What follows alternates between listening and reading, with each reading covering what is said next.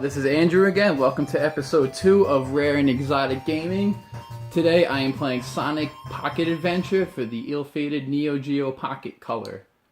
To give you some background on the Neo Geo Pocket Color, it was released in 1998 in America. No, sorry, make that 1999 in America. Didn't see much success. It got pummeled by the Game Boy Color, and then stomped on by the Game Boy Advance when it came out a couple of years later. It ran from 99 to 2001. Early on, around when the Dreamcast came out, Sega and Neo Geo teamed up because they were going to have this partnership with the Neo Geo Pocket and the Sega Dreamcast, which obviously neither system worked out, sadly, although I did love the Dreamcast. So this is a port pretty much of Sonic 2 for Sega Genesis. As you can see, it's not a particularly good port. I mean, it moves fast and nice, but overall you can see the detail is definitely not there. It actually just looks like a Game Gear on steroids for the most part. The soundtrack loops very quickly. Not much detail. I mean, it moves pretty smooth, and it plays, but again, the Neo Geo only has 2 buttons and an option button. I actually did own one. I got it from Microplay back in the day. I had one game for it, which was SNK vs. Capcom 2. By the way, the Neo Geo Pocket, if you can get a hold of it, does have awesome fighting games. Even though I said it only has 2 buttons, they managed to make it work. Like I said, I had SNK vs. Capcom. It was awesome. It was my only game for it for years. When I finally went back to get another game, they told me the system was already discontinued and they were no longer selling games. I wound up selling my Neo Geo to this dude in my gym class, and that was pretty much it. But then I come to find out, I didn't know it then, it had a Sonic. It actually had a Mega Man arcade game, believe it or not. I did play it. It's not great. Even this game, it's okay. It's Sonic, he runs, he jumps, he gets rings. Again, nothing groundbreaking here. It's just a port of, looks like Sonic the Hedgehog 2. I got the ring. As you can see, the music's okay. It's not as bad as the freaking Wonder Swan with its sound chip, but it's okay. It's doable. It's not terrible. I do like this a little better than in my last video when I played Rockman and Forte.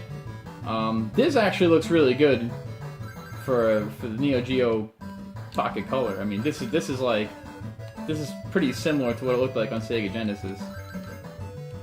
This is probably like the highlight here of the system's capabilities. Like I said, I did own one. A weird fact about the Neo Geo, it had this kind of primitive operating system where it actually would do horoscopes.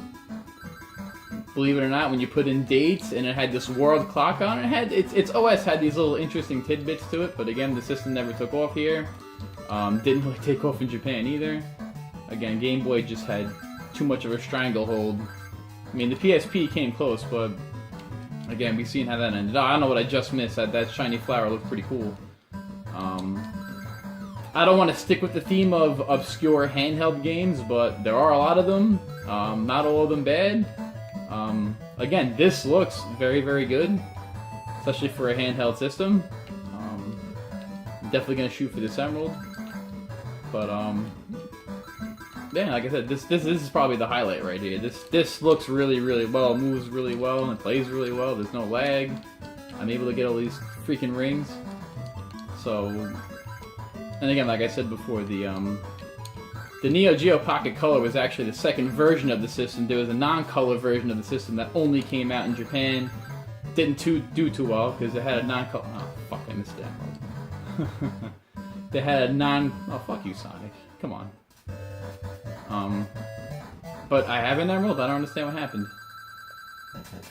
Did I get it? I guess it shows it. I don't fucking know.